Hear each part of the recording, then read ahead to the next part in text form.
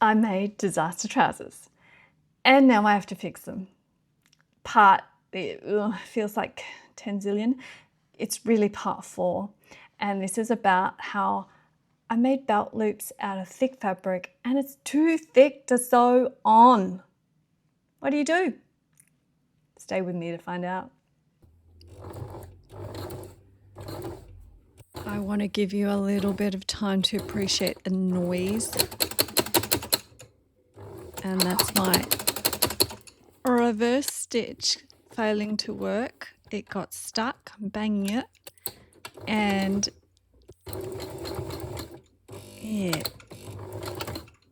you hear that buzzing? It's kind of just stuck and refusing. So all the noises you're hearing here are the sounds of a very unhappy machine struggling with thick fabric. Okay, because when we sew on those belt loops, they've got several layers of this thickness. Let's have a look at this. Look at that lack of flexibility.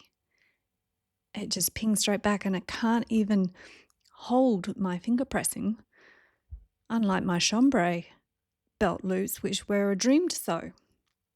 Let's just revisit that for a second. Look how nice and thin and clean and nice and flexible these little belt loops were. And I used the same technique. So that was my super long chain that I did. And then I folded that long chain with my rectangle of fabric, right sides together, and the chain running down that fold. And this is the quick way to turn out some kind of straps. I did it for the red ones. It's exactly the same technique. So you can appreciate that with a thick fabric, it's going to be 2 lots of thickness there. Then, of course, I just pulled on that chain to turn the loop out. Very quick way to make straps. It's a highly useful technique once you've got it down pat. So that was how I made my belt loops for my chambray shorts. I will link that video there. And then, of course, we had to turn those under to attach the loops. So this is the way I sewed it, and this is exactly how I was sewing my red ones too. There's one little bit of sewing there on the under bit of the attachment. We fold it up, flip down the top, and then sew over that folded top edge. So now start calculating how much thickness is involved. We also sew over the folded bottom edge of the belt loop. So that's like 2 lots of thickness and doubled material. So it's 8 lots of thickness plus the project itself. No wonder I was having trouble. So I had to go back and get myself some lining. And you can see it's a lot thinner than my thick ponte. And that's what I had to do. I had to do a lining for my belt loops, not a tube that was turned out. I cut myself some rectangular pieces and I pressed in a fold because I also want to minimise. I want to minimise any stitching. So a line of overlocking could add bulk as well. So I'm not going to do that. I'm folding in the sides and I'm just going to put them together and top stitch them both together. So let's go put that lining onto the ponte. Now, pinning it, pegging it, I think pegging is probably way easier, is an absolute must. We are hoping to catch the fold.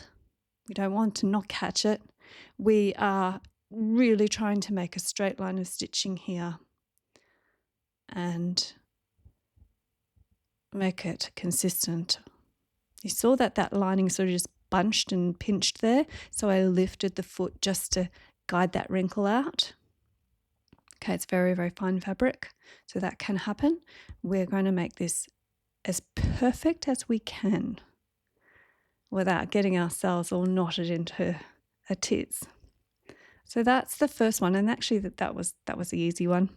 That's the easy side. Let's have a look at that. So it's like this. That's the ponte side that will be visible to the world. Here's the lining side, and you can see it's a little wonky, but I have caught this fold, so it's acceptable. It's going to be good. Problem is, we still have some thickness in here, so I'm going to grade it. Now, I don't need to cut down the lining because that's already really, really thin. I do need to cut down the allowance, the turned in allowance of the ponte.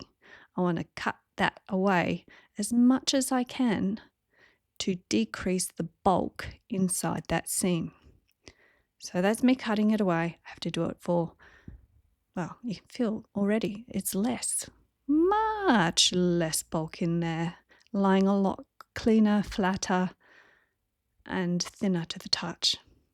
A lot thicker up here. So we're going to have to go and do that cutting very carefully for the whole length. Now, once we've cut it away, let's have a look at it. That was the lining I flicked back there. And you can see I've got only a very narrow piece of ponte. So now let's do the other side. The other side, I've trimmed them down. I've pressed the sides up.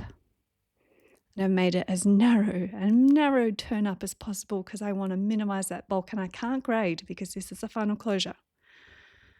So we will peg precisely.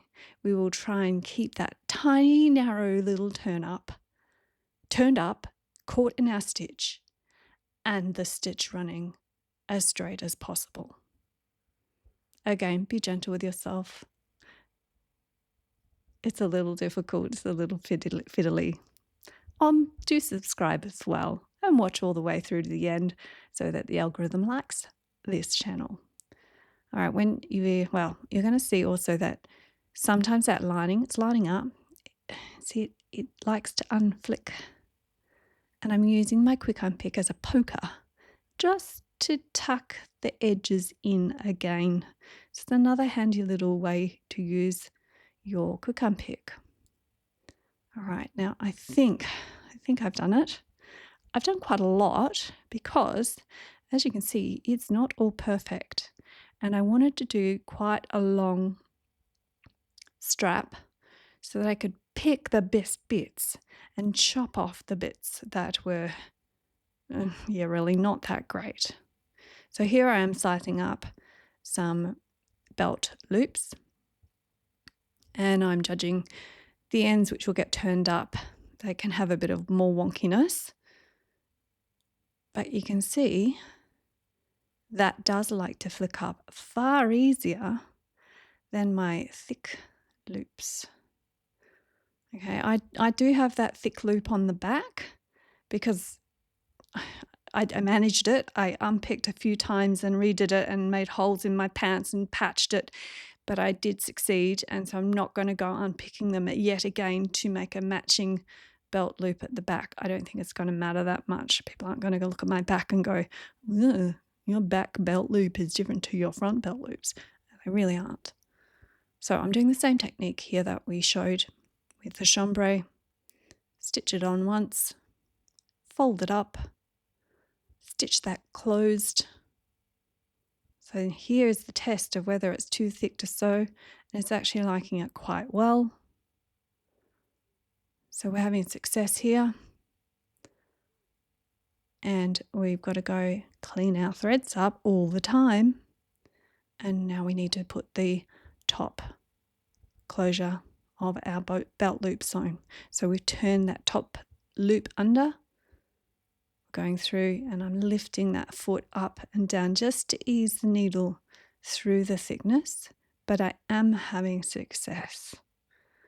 So this is how you can get around the problem of too thick belt loops and make them thinner so that you can actually get them under your machine needle, have your machine happily sew them, and not end in disaster and swearing and tears and holes. Okay, you can see the back loop. Can you tell it's much different? Probably won't even further when there's a belt in there. These are my front two, the thinned out versions. And that's it for the belt loops. Now, the other thing I have to say is that these belt loops are also instrumental in some engineering. So next week, I'm going into pockets. I'm going to put some slash pockets in. They turned out terribly. They gaped. And I really needed the belt loops for my creative, unconventional, but highly effective solution to close that gaping. So enjoy your comfy life, and I will see you next time. Oh, and do click on my face right now to subscribe. See you then.